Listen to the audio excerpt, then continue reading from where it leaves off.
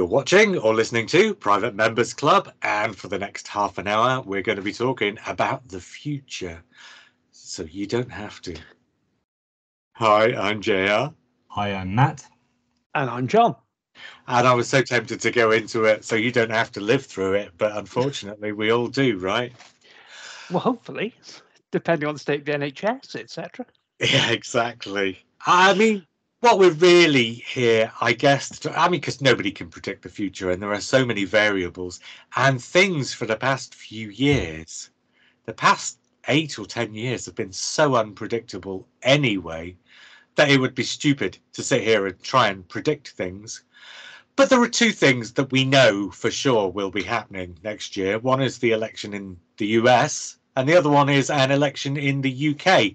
Now, whether that takes place actually before the end of 2024 or not, it will have started before the end of 2024. So it does fall under the purview of 2024, even if Sunak waits till the very last possible moment.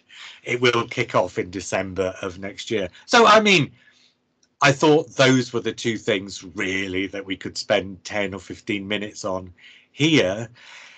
And maybe, I mean, we could also potentially talk about what do we think might happen or should happen, what would we like to see happen in either the Ukraine or the Gaza Strip. But I mean, really, all we can possibly say is things don't look good. Things don't look like they're going to turn around any for the better. But obviously, I imagine all three of us would like to see them come to peaceful solutions where nobody else dies. I don't think there's really a huge amount more to be said than that, unless either of you wants to chip in with a few thoughts. No. Let's talk elections then. Which way round should we do it? I mean, the one in the US is the one that we definitely know is going to happen. Shall we try and talk about that? It's the one that matters. Well, basically, it's the one that matters globally. Yeah. Yes. The one that matters to us is the one in the UK, but the one that matters globally, I suppose, is the one in the US. I mean, first things first, as things stand, it looks like it's going to be a rerun of the last US election, Biden versus Trump. It looks very much like that as things stand. So I guess the starting place will be, do we think that's where it's going to be? Do we think it's going to be those two? Can we foresee either of those two dropping out for one reason or another? I mean, ill health is obviously the elephant in the room, but we can't predict ill health. So I think we should basically rule that out. But there are other things that we can talk about. I mean, Biden still has several months before he absolutely has to run, in which he could potentially still pull out and step aside for somebody else. I think maybe we should start there. Do you either of you think there's any possibility that Biden would step aside and let somebody else do it? Because as things stand, I don't think his popularity ratings in the US are what they really should be. And there must be a big fear amongst the Democrats that actually, if it is Biden versus Trump this time, Trump could take it. We'll talk about that after we've talked about the two candidates individually. But Biden, Matt, do you think Biden will run? I mean, I think he'll probably run. Yeah. But it's uncertain. I think if his poll numbers don't get better, I think he'll be under huge pressure to basically step aside. And I think it would be better for his presidency if he did step aside, because then basically he could president without worrying about campaigning. He could, it would help the situation in Gaza, because he wouldn't be trying to sort of shore up the far left wing of his party or the right wing or the left wing of the Republican Party. He could just do what needs to be done to kind of, just do whatever to make it less of a shit show out there. But if he campaigns, then either he has to compromise slightly one way or the other, and that's going to be really difficult. Either way, it's a distraction, isn't it? Yeah, and there are younger people, and at the moment it's two elderly white men up against each other. So if the Democrats could get some sort of, toehold into that, somebody who hasn't been president, who can't be accused of trying to silence political rivals through criminal court cases. Somebody so a clear skin in spy terms, I think. Then that could help. But then presidents have a natural advantage in elections. They have they tend to have an extra bump, and also they tend to, even when their popularity kind of wanes around this time, it's a kind of classic, every president's popularity wanes around this time and then miraculously starts picking up when the reality of voting for one or the other comes to pass. Of course, the sort of slight fallacy in that argument this time is that it's two presidents, isn't it? So yeah, but Trump, the current president is there's a sort of don't change horses in midstream kind of instinct. There is, but that's offset by his age. He's already into his 80s, isn't he? Yeah. And I mean, that is like 15 years beyond any reasonable age of retirement. Yeah, well, Trump isn't much younger. No, I think there's 3 or 4 years between them, isn't there? But if he can campaign, that's fine. That's the clinch. Is if Biden can energetically campaign. Well, this is the thing. Get around America, then he'll be all right because he can prove that means a lot. Well, this is the thing. Last time he didn't have to, did he? Because last time it was during COVID. Yeah. So while Trump was out on the road, Biden was locked away in his basement, broadcasting from his basement, basically. And he didn't have to get out. And actually, during COVID, broadcasting from his basement made him look like the more reasonable candidate, because a lot of people were like, why would you be out on the road during the middle of all this? Probably thinking Trump was a bit mad to be doing so.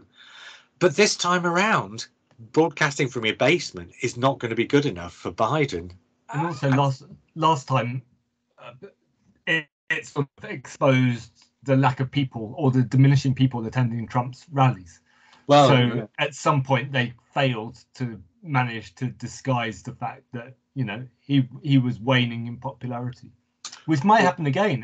And if Biden can get out, he will fill the venues that he's going, because he's the president of the United States, and he's popular enough to get sort of moderate Democrats out and filling venues, and the optics of that would be invaluable, I think. Okay, so to continue that line of thought, and John, because I haven't managed to bring you in yet, so I'm going to direct the follow-up question in your direction. So Matt's answer to the will Biden pull out before sort of March or whatever, was it who was the last one who Lyndon Johnson? Truman, was it? Yeah, Johnson, sorry. And it pulled out something like March of the year when the election took place. So that's probably going by that precedent about the latest it could happen. So we've got 3 months primary season at that point. So paved the way to Nixon, basically. Well, we've got about 3 paved the way for Trump, but hopefully not. But I guess we'll see. So, John, the follow-up question is: Matt sort of alluded to the fact that he might be persuaded to go. Do you think that there's a situation other than perhaps health, but potentially, I guess, health, where he might go voluntarily without having to be persuaded? You'd need to persuade him in that case that he couldn't win the election. You'd need to persuade him he will lose one way or the other. And I don't think there's any, unless there's some major event or some major disaster that he can be attached to in the meantime, I don't see that happening. I know there's a lot going on about him signing, an arms deal with Israel at this point, which isn't necessarily going to help him in international terms, but I don't think that really matters in terms of domestic politics, to be brutal. So domestically, that's probably going to sit well with a lot of electors, isn't it? Yes. Rather than badly. I mean, the interesting thing for me about the current primaries is that Trump has been banned from 2 of the state primaries so far, I think, Colorado and Maine. Yeah, it makes very little difference though, doesn't it? Yeah, I think it's almost symbolic, but it's very. I think it's going to help him. Yeah. He likes the underdog narrative. It doesn't. Yeah, 2 Democrat leading states bans a Republican candidate, and it sounds like they're banning him from running for president, which they're not. They're just banning the primary. But it sounds, he can frame it as they're stopping me running for president. That's just going to get people voting. But that's the problem at the moment that non-Trump supporters has. He will twist anything into a pro narrative for himself. Successfully as well. So it's just going to work for him. Unless the court cases can actually reach some sort of concrete conclusion, then this is the next question. And then they're going to evaporate, apart from the state ones. This is it then, the court case. So now we turn to Trump, and the question then is, does Trump get the nomination? Is Trump the Republican candidate? And as things stand, very much the answer to that is yes. And I suppose the two sort of factors that come in, one, can they stop him from being on the ballot legally? Can the justices say, no, you can't be because you were involved in an insurrection? As things stand, Colorado have banned him because he was involved in an insurrection, because he's an insurrectionist. But as far as the courts are concerned, as of yet, it's not proven legally that he was an insurrectionist, is it? And that's the next thing that's going to come up. So it's a sort of twofold question. One, can they stop him if he gets found to be an insurrectionist? But two, will the Supreme Court say that he, being an ex-president or a candidate for presidency, is above the law insofar as that stands? And I mean, this is kind of where I fall on it. Whatever way things fall, I think they're only going to push more and more people to support Trump.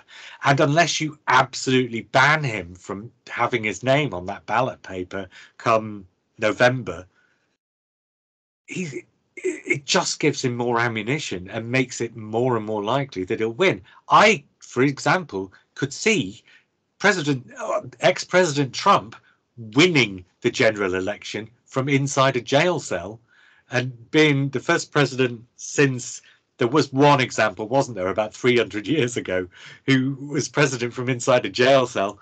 I can see that happening. But it's the quirk. It's the quirk of US elections. Yeah. That actually Trump being in a jail cell might fire up voters in Florida, say, or voters in Wyoming, say. But that doesn't matter at all. Because he's always going to win Florida, he's always going to win Wyoming. Voters in Michigan, it might, so it's all about Michigan, Pennsylvania. There's 5 states, Arizona, Georgia. Fundamentally, it's down to a few thousand votes across those states, as it has been pretty much since 2000-ish. Oh, before even, I think, but yes, definitely. But it keeps on flipping and flopping, basically. Yeah. So it's too complicated to tell how. So things can change his popularity on a national scale. We'll come back to the question of the sort of whys and wherefores of the actual voting and how it might fall for either of them after. But let's talk about the court cases just for a second. Do we think there's any chance that a 6-3 conservative Supreme Court bans Trump from, or maybe even just says Trump can be prosecuted for these things, even as an ex-president, potentially as a president-elect? Because I think these court cases probably aren't all going to be going through this year anyway, are they? Some of these are going to tail over into 2025 anyway, aren't they? Really, probably. He could how many of the Supreme Court were appointed by Trump? Was it 3 or 4? 3 were appointed by Trump of the 6 Republicans. I think. I believe that's the number. I don't see them banning him. They will find a way to reason for him. I think and conservatives generally will fall on that one. They don't want to see the Democrats, particularly in the White House. And that's the problem with the US Supreme Court, it being politicized. What you'd expect of a body of law is it's reasonably neutral. It's like ours will rule on the law. It will not judge the politics of it. Whereas the US, you cannot take the politics out. That is the issue. I think the Supreme Court would refuse to take the case because they've done that in the past with these kind of contentious issues. They don't want to make that decision. Then again, wasn't if Florida in 2000, they did take the case, if I remember rightly. Yes. Well, yeah. So, But the thing is, precedent. but here there is a lot at stake, isn't there? I mean, this becomes now, Trump's kind of forced this now into an issue where this is about the future of democracy in that country. And he's painting it that if he's banned from running for president, then that's the end of democracy in the United States because they haven't let him democratically run. Of course, the counter argument to that, the more reasonable argument to that, is he tried to foment an insurrection when he didn't like the results of the last election. So actually, it's him who is sort of anti-democratic. Did you see the thing? You remember last time it said he thought Pence could refuse to sign the election result and that would make the election null and void? Yeah. He got asked in the court case, so do you think the same would apply to the election if you win and Kamala Harris has that signature? And he went, no. Yes, he's such a hypocrite. No, he doesn't care. He's just painting it. Yeah, he also, the problem with having Fox News, etc. It's the US has polarized sources of news, and we only understand them through that. We don't know what's going on the ground. It's too big for us. Also, the thing about Trump is he has a strange sense of humor that I think a lot of people misread and don't understand. Sometimes he'll say things to be funny and people take him absolutely at his word, to the degree where these days it's hard to know sometimes, because generally you read it through the way it's reported. It's hard to know sometimes whether it was intended as a joke or not. This thing where he says he'll be dictator for a day, for example, if you'd have just told me that, I would have said, oh, he's just jesting.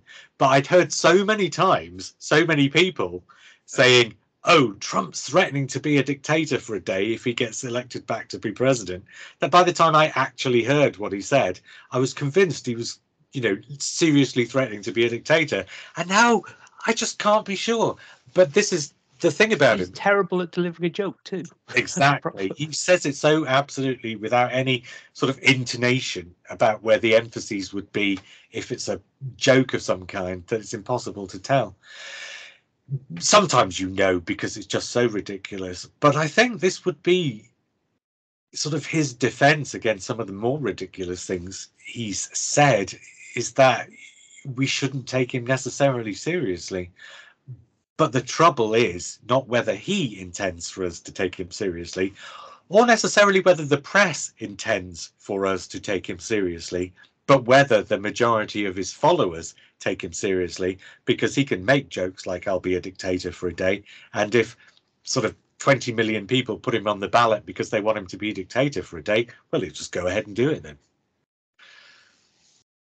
And I mean, I should come to the question of, if Trump does win, then are there things that he would do with the Constitution that would change it? And can he get things through the Constitution that would change it if he forms pretty much entirely his own government? Or, he surrounds himself. Last time, he wasn't expecting to be president. He surrounded himself with politicians. This time, he's unlikely to surround himself with politicians. He'll surround himself with people who facilitate his every last whim. He will still be limited with what he can do, because it wasn't the people he surrounded himself with that stopped him doing things last time necessarily. It was the systems in place, and there are still systems in place. Well, yes, and he doesn't have the interest to find out the detail to work the way through systems or overrule them. Yeah, well, he just believes in the fear. He hasn't got the attention to detail. But the problem is the neglect of other systems he would bring. Well, absolutely. But he has certain executive powers. The president does have certain executive powers. And although you couldn't make yourself dictator and get away and just get rid of the 4-year rule like that, I'm sure if somebody was intelligent enough or was surrounded by the right kind of people. What I'm saying is, not so much do we think he'll become a dictator, do we think he'll get rid of the election every 4 years rule, the 2 terms rule, things like that.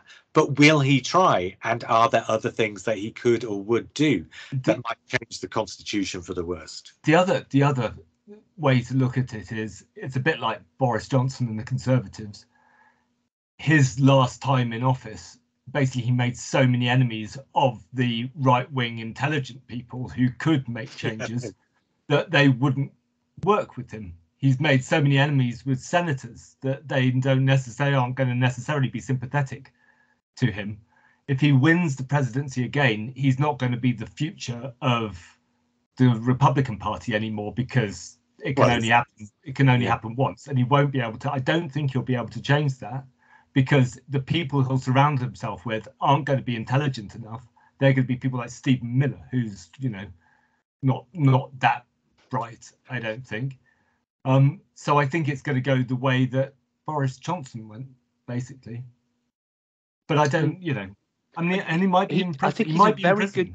Yeah, he's a very good campaigner, I think, in relative terms. But in office, like Boris Johnson, like actually this whole Conservative government for the last 5 years, they don't know how to work the wheels of power. It's you've got power, now what do you do with it? Don't know. Yeah. Okay, let's talk about, can he win? And this would be my suggestion about how he can win, because patently it's, two candidates, anything can happen. It's not about whether Trump can persuade more people to vote for him, but it's about whether Biden can keep his numbers up. So say 40 people vote and 21 vote for Biden and 19 vote for Trump. And then 4 years later, 19 still vote for Trump, but 3 of the people who voted for Biden just can't be bothered anymore. Then Trump wins because it's 19-18. Do you see what I mean? It's not really about whether Trump becomes more popular, because I think he's basically retained a certain base. And as we keep saying, the more sort of court cases they throw at him, the more popular he becomes, or the less of his popularity he loses, perhaps. But it's about Biden. I think this whole election is about Biden, or about whoever runs against Trump, and about whether Biden can bring the vote out against Trump. And it really becomes, if it is Biden against Trump, it becomes, once again, this is what you get if you don't vote for me. And I don't think people would vote for Biden. They would vote against Trump. So I think it's really about, can Trump keep his popularity up using all this rhetoric about how he's being persecuted? Can Biden use that against him? And as things stand, it doesn't look to me, and clearly we're way outside of what's happening, so we can only see from a very great distance, but it doesn't look to me like Biden is going to be able to bring all that vote out, because he doesn't seem to be. Do you think he will? I think he's got time, and I think, yes, Trump is very good at spinning the court cases to his advantage. But also, so Biden doesn't need to increase in popularity. He just needs to remind people of what Trump was like. And the Democratic Party has, reams, like hours and hours of footage they can throw out to people with money. They've got money to spend on ad campaigns. And the more Trump speaks, the more it reminds people of why they voted for Biden the last time. So all Biden needs to be is the stable, normal candidate, and he'll have more opportunities. There's the Democratic, there's the national conferences that are yet to go ahead, and that's going to be a bump in popularity for candidates, and not for Trump. There'll be the debates as well, and if Trump refuses to attend the debates, then hopefully the Democrats can use that as an opportunity to just showcase Biden again. Of course, the trouble is Biden is really starting to show his age now, and I'm not entirely sure that putting Biden up against Trump makes Trump look as bad as it makes Biden look. Trump's just as bad. Trump just doesn't acknowledge it. I think one thing you referred to earlier was the last campaign Biden said, because it was during COVID, mostly conducted from his basement or wherever. This time he can go out and shake hands in key states, meet voters. That's big in America. Yeah. What it is if he can stand up. It's a case of whether he can stand up to do it. I think the questions of his health are sort of overstated. I think he's got a stammer, which makes him stumble over words. I think he's prone to gaffes, but he's acknowledged that and he makes a joke of it. I think physically he's fairly fit as far as I can tell. Yeah. So, you know, he's fitter than Trump. I mean, he's fitter than Trump. This is like, but you just tell it off a visual comparison. This is like a crooked mirror of Kennedy and Nixon, where, you know, Kennedy looks the hale and hearty candidate over Nixon's pale and sweaty visage, and it turns out that Kennedy's near death throughout his entire life. He's on hocking pills for pain and for various other things, and he can barely stand. He's trussed up like a chicken. He's sweating all the time. But just because he shaves before evening debates, and yeah. Right, shall we make a prediction very briefly and then get into some UK election talk? Is it going to be Trump, Biden? I think probably, unless one of them does need to fall out through illness. And who's going to win? I'm going to predict Trump. I just have this horrible feeling we're getting Trump back. Matt? I think it's probably Trump, Biden. I think Biden will probably win because incumbent presidents tend to win unless you're Trump. And this is Trump again. So, you know, Trump bucks the odds. And in this sense, he's going to hopefully buck the odds again. John? I think if you're going to change the president, you need a new offer, because I think Clinton, again, you know, he's running against the original George Bush. George Bush looked like an old man in comparison. He offers a change. Similarly, Trump doesn't offer change, and I think Matt's right. Much as Trump will boost his support by campaign, you know, close to the election, you know, every little thing in the court case will bring that out. Equally, it will remind people who didn't like him or wavering why they don't like him. So I think that it's kind of, I think those facts would cancel each other out. So I think Biden, but I think it's going to be a similar margin to last time.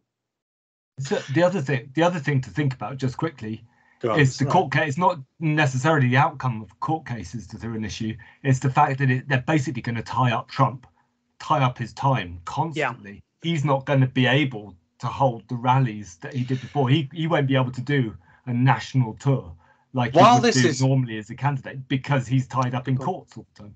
While this is true, every time he's on the steps of a courthouse somewhere, that is his national tour, isn't it? That's reported on every news station across the country. So those kind of become his rallies. So they're kind of alternatives to the rallies. So I'm not entirely sure that's as much of a factor as it should be. But anyway, let's talk about the UK for a bit. So chances are we're going to have an election next year, or at the very least, we'll have an election that starts within the next 12 months. Who knows? First things first, then, when do we think he'll go? Because, I mean, spring is, generally speaking, spring is the better time to go to the polls because you're more likely to get more people out and you're more likely to get more people engaged with it. But unless the Tories' sort of fortunes pick up, he's just going to wait as long as he possibly can, isn't he? Well, the politically sensible thing, if nothing's, you wait until the last minute and hope something turns up. It's what all governments in previous situations have done. Callahan in 79, Brown in 10. But this government, they don't seem to have any nous whatsoever on any political nous at all. And that partly does come from Sunak, who he's risen without really being tested, without, he got a very safe seat. He got appointed by Johnson to Chancellor of the Exchequer without really any kind of backup, any big experience. And then he didn't really have an apprenticeship at all, did he?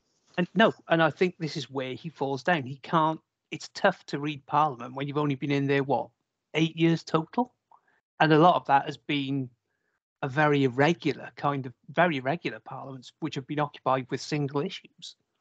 That does raise a question that has to be asked, which I suppose we'll come back to. But Matt, do you think it's going to be as late as possible? Do you foresee him going any earlier? I don't think it's going to be next January. I think it will probably be, I don't think it can be next November because they won't hold the election at the same time as the US election because that would be irresponsible.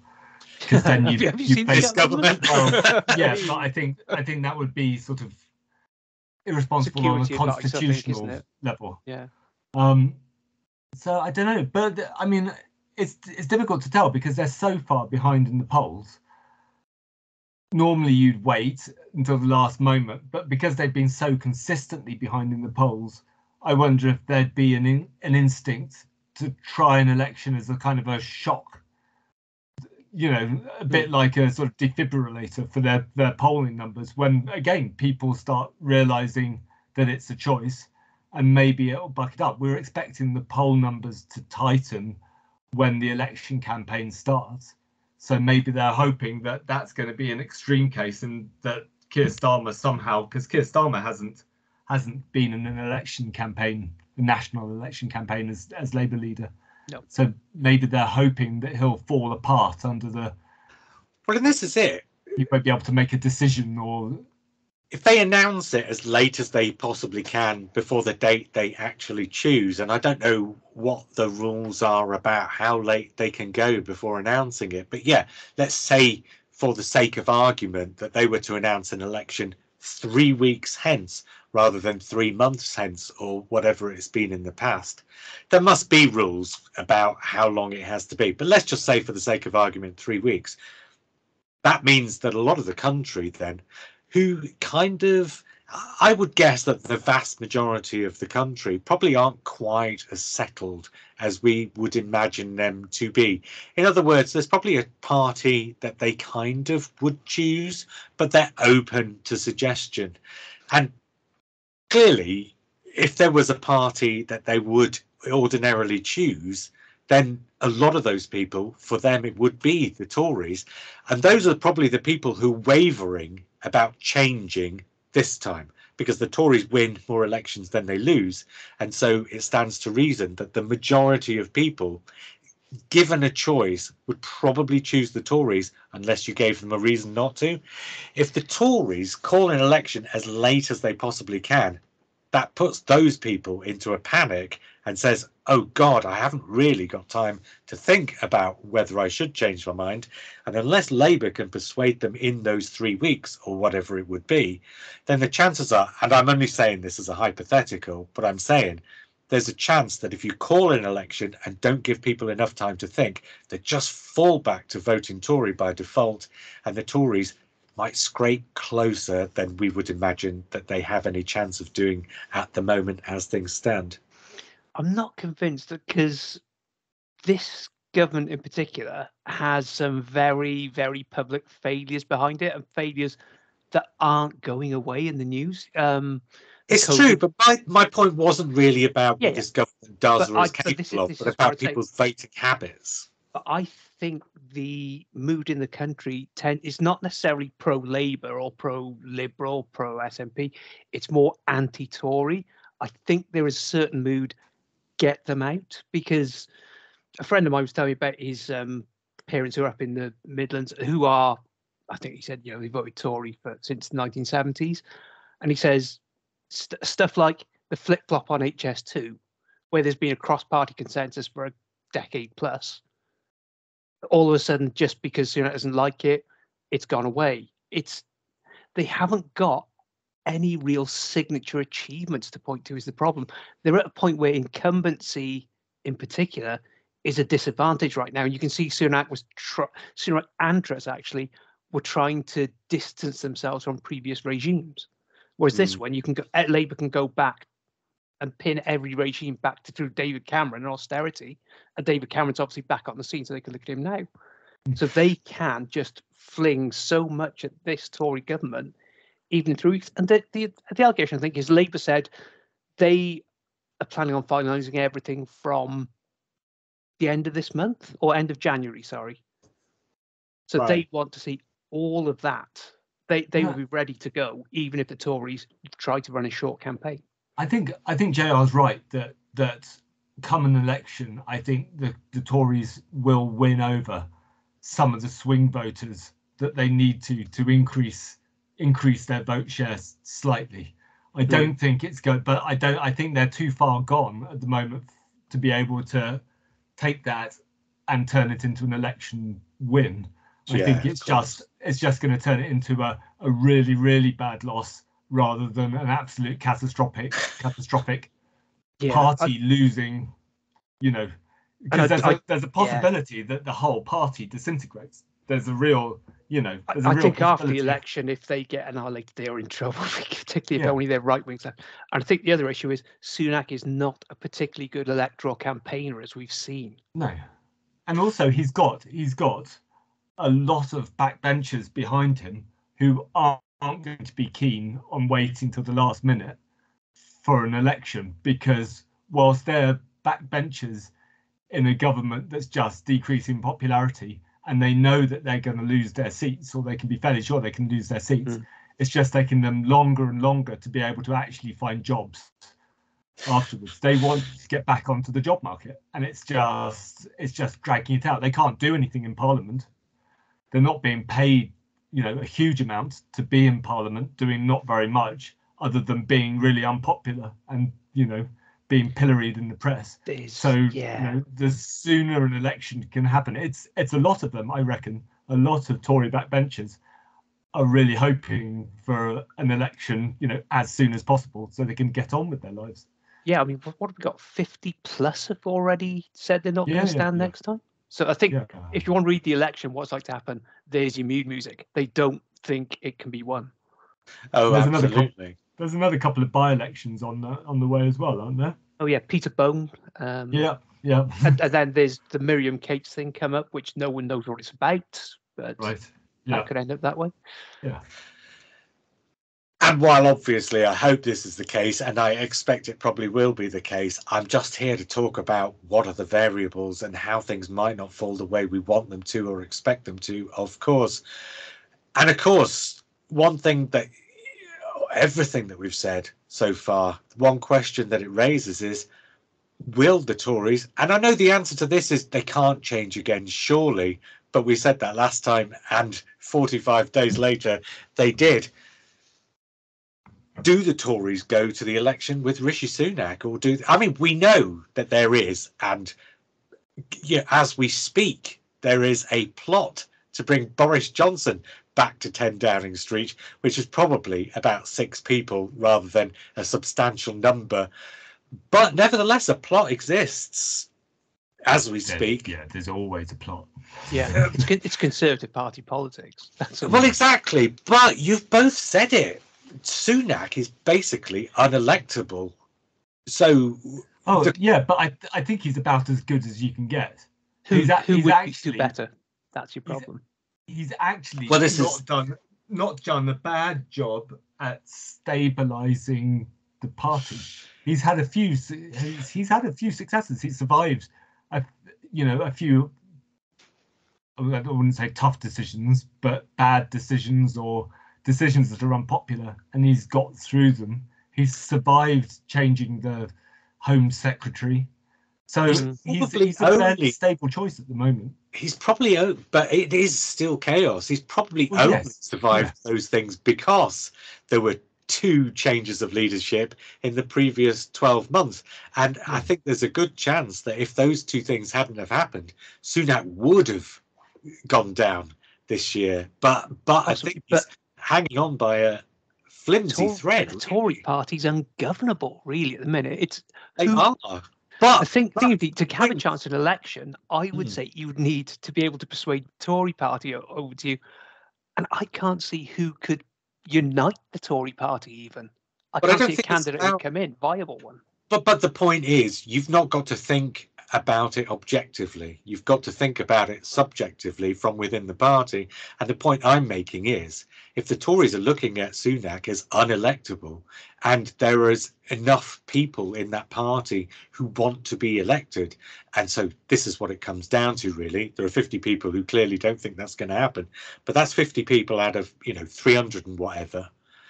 If enough people think that Sunak's unelectable and want to win that election, and there've got to be people who believe that they can, even if they probably won't, do they do something about it? And it's not about a really bad look to have 4 prime ministers in a parliament. Also, but it's not a good look as things stand. So there are going to be people there who want to hedge their bets and do something about it. But also, and I don't know necessarily the answer to be sure about this, but it's also about how plots work in the party, and it's whether plots work because they take against a particular candidate, or because they coalesce around an alternative candidate and push them into the frame. And sometimes I guess they do just take it. I think Theresa May, they probably just took against the candidate and then came up with an alternative. But I think in this situation, a plot is more likely to happen if there's an alternative like Penny Mordaunt,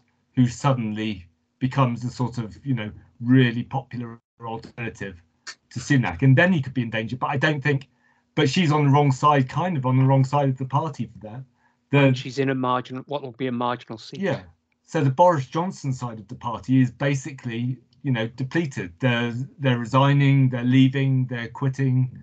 There just isn't a figure on that side of the party for people to coalesce behind. Probably not, and Mark it's probably Francois. not. Yeah, probably not, and it's probably not going to happen. But I'm just saying, I don't think it's beyond the realms of possibility, especially when you throw the wildcard candidate into the mix, which is, of course, Nigel Farage. He's been hovering around the Conservative Party for the last year or so. He's bringing himself back into the political picture more and more as the months go on. I've got to say, there has to be an outside chance that at some point in the next 12 months, Nigel Farage moves back into the Tory party and moves against Sunak and becomes the candidate. I don't think that's going to happen. There's a lot that has happened there. Yeah. Oh, yes, but John, look, it's a party that's had 4 different prime ministers in the last 18 months. He'd need to be an MP first. Yes. To move against Sunak. I think and that means the next election. Say about 2 by-elections coming up. Go into the Lords first, and then maybe. Yeah, but not for Prime Minister. They won't. I think any seat Farage would struggle to win it because, again, same thing as with Trump. There's an anti-Farage vote as much as there would be a pro-whatever your party vote. Even in Boston or wherever. Yeah.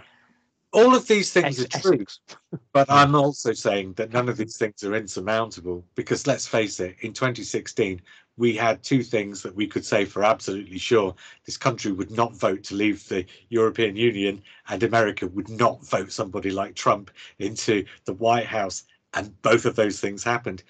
So I'm just saying we shouldn't leave these things as impossible things. We have to consider the possibility that these things could happen. And so I'm not expecting these things to happen, but I feel that that's what this podcast, that's what this conversation has to be. We don't know what's going to happen, so these are the variables, I guess. Do we want to make a prediction then? Is it, I guess probably the question we're asking ourselves is, do Labour have a majority and rule by majority, or do they win but win with a minority and have to either come to some sort of coalition or else rule with a minority and just get the votes through that they can get the votes through? So I don't know, Matt, would you like to make a prediction? Yeah, I think Keir Starmer will be Prime Minister with the majority for the next party season, for the next conference season. Yeah. Basically. And I've got to say, I am with you on that. That is what I expect. But, clearly for the sake of being in charge of this podcast, I had to play devil's advocate on all those other things. John, what do you expect? Do you expect the same? Yes, because the Tories are really at that kind of dangerous point where first past the post penalises your vote because the Labour have such a huge lead.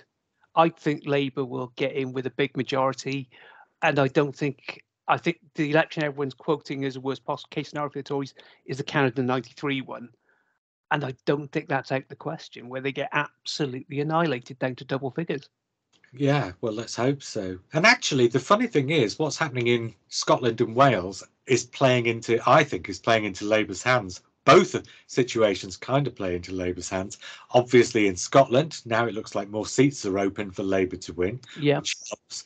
In Wales, you've got a change of leadership there, but you're going from somebody who's kind of on the opposite wing of the Labour Party from Starmer to somebody who'll probably be a lot closer, which allows Wales centre.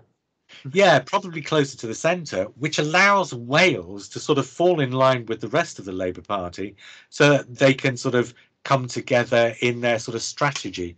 So their strategies can sort of coalesce. There's that, if you the Uxbridge by-election meant the Tories kind of pivoted to almost anti-environmental policies.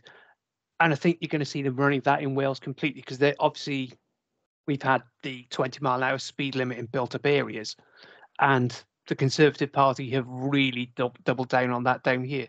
It's not gone down particularly well, I do have to say, from anyone I talk to, even. But the thing those about it in affected by that. Wales is it not the case that they had fewer 20-mile-an-hour zones than England, and all they've done is Yes. up so that they're about It's the pretty same? much it. Yeah. But also in Wales, you're pretty much stuck behind sheep most of the time anyway, travelling at 5 miles an hour. So it Even doesn't on the matter M4, what yeah. yeah.